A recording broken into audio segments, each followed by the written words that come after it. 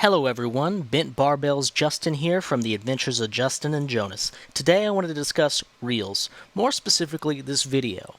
Hispanic construction workers show bodybuilders' true strength, which is zero. They're out here lifting these for up to 12 hours a day without a belt on. If wearing a belt was so crucial for safety, you'd think laborers would be wearing them all the time. But they don't. Yet these bodybuilders who think they're tough are out here doing bicep curls and interviews with a belt on. Research shows that when you get accustomed to wearing the belt, you increase your injury risk when you're not wearing it. And it may not train your ab musculature optimally. Your body's best back brace, it's its own. This video is another example of misinformation, that being the lack of context and understanding. If you look at why lifters may use a belt, it is typically for max effort work to externally brace against a force, which may prevent said lifter from hyperextending the lower back. Wearing a belt reduces spinal flexion, spinal extension, and lateral flexion, though it may increase flexion on the knees and hips as it puts more emphasis on the lower body. The belt isn't made to train the abdominal muscles. The belt is for the abdominal and lower back to brace against. That being said, this may correct imbalances if paired with a proper program that focuses on weak points. Most lifters' weaknesses are typically in the posterior chain, i.e. hamstrings, glutes, lower back, and even upper back. If you were to train optimally and periodically use a belt, you could potentially correct many problems and imbalances.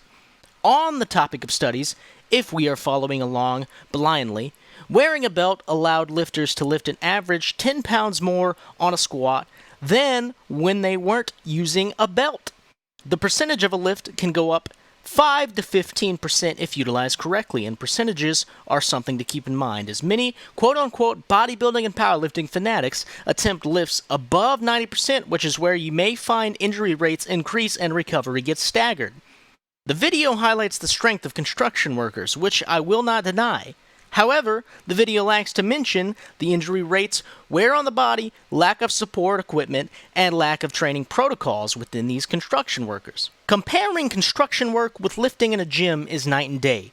Though you may grow general physical preparedness or some level of conditioning, you may also have bad motor patterns and increase the chances of imbalances, which may lead to injury.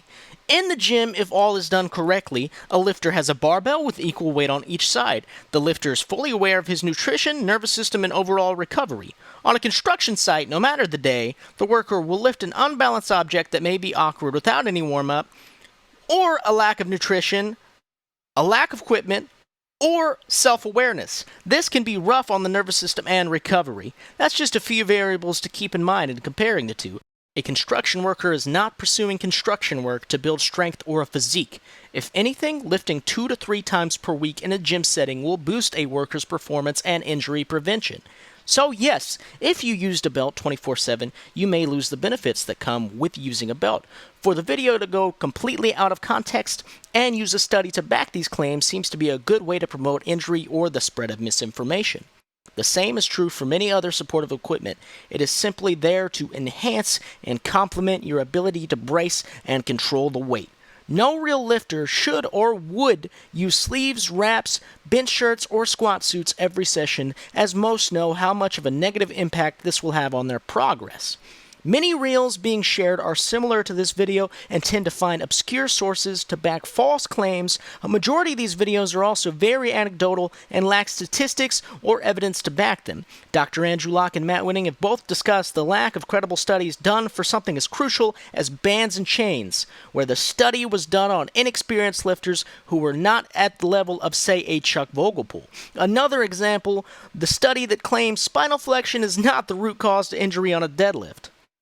As I've said in the last video, an influencer may have a great physique but lack education, certification, experience, and or title to train or teach the vast population.